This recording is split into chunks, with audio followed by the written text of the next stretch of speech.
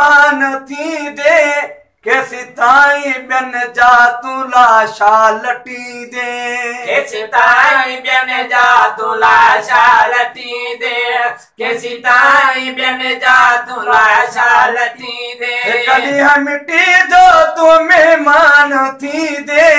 कैसी ताई बिन जा तू लाशा लटी दे कैसी ताई बिन जा तू लाशा लटी दे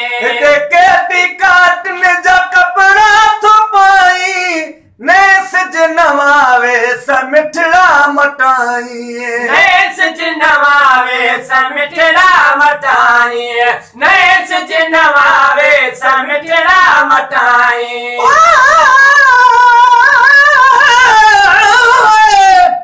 सुता उठी जाग निडन कजे तिरिए तो जे साणे भाइयो सो माझा ते जो माग ओ बिट जो घोट लतीफ चे तो जो साणे भाइयो सो माझा ते जो माग सुल्तानी सुहाग निडन कंदे ना मिले सज नवावे समिठड़ा मटाए केटी काटन जा कपड़ा तो पाई नए सज नवावे समिठड़ा मटाए नए सज नवावे समिठड़ा मटाए हर सिगार सब हित छड़ी दे कैसे ताई बिन जा लाशा लटी दे कैसे ताई बिन जा तू लाशा लटी दे सारे मता मौत करे भाव भोल एक दियाची मैट खण दे खटोलो एक दियाची मैट खण दे खटोलो जाबू पेरे मुंह साबू मथे सजने लिंग लटबा धूड़ में उबे ॾिठासूं ॾींहं मिड़ई ॾू उथी लोच लतीफ चए जी मैट खण दे खटोलो सारे मता मौत करे भाव भोल हिक ॾींहाची मैट खण दे खटोलो एक जी मैट खण दे खटोलो कई तू भी तन वागे वेदे कैसे ताई बिन जा तू लाशा लटी दे कैसे ताई बिन जा तू लाशा लटी दे कदी हम मिट्टी जो तू मेहमान थी दे कैसे ताई बिन जा तू लाशा लटी दे कैसे ताई बिन जा तू लाशा लटी दे सोट चाचा नकी ब्या बिरादर उते को न हलंदे मिठी माओ फादर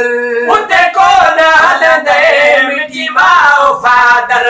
उते को न हलंदे मिठी माओ फादर संगती साथी हितड़े छनी दे ताई बिन जा तू लाशा लटी दे संगती साथी हितड़े छनी दे ताई बिन जा तू लाशा लटी दे चंद्र सिजोते न को बल्ब बिजली खड़ी साणो वञ पंहिंजे अमलनि जी तजली खड़ी साणो वञ पंहिंजे अमलनि जी तजली बखड़ सो विहाए जो पे पुराणो न थिए वेचींदे विलायत में ज़रो थई नज़ार भिट जो घोट लतीफ चे साका हड़ हलाए आगा जे उभई खड़ी साणो वञ पंहिंजे अमलनि जी तजली नदी चंद्र सिजोते न को बल्ब बिजली खड़ी साण वञ पंहिंजे अमलनि जी तजली खड़ी साणो वञ पंहिंजे अमलनि जी तजली कुझु न वरद खड़ी रत बिरुव दे कैसे ताई बिन जा तू लाशा लटी दे कैसे ताई बिन जा तू लाशा लटी दे समर साण खड़ोए सिखो कर तैयारी न रहो पल बिगाफिल आज जलाशारी आज दलाशारी समर साण खड़ोए सिखो कर तैयारी गाफिल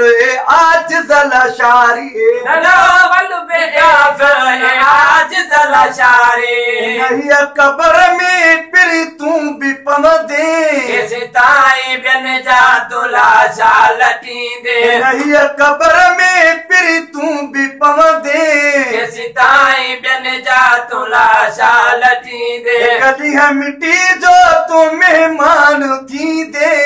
किसी ताई बिन जा तुला शालटी दे कैसे ताई बन जा तुला शालटी दे।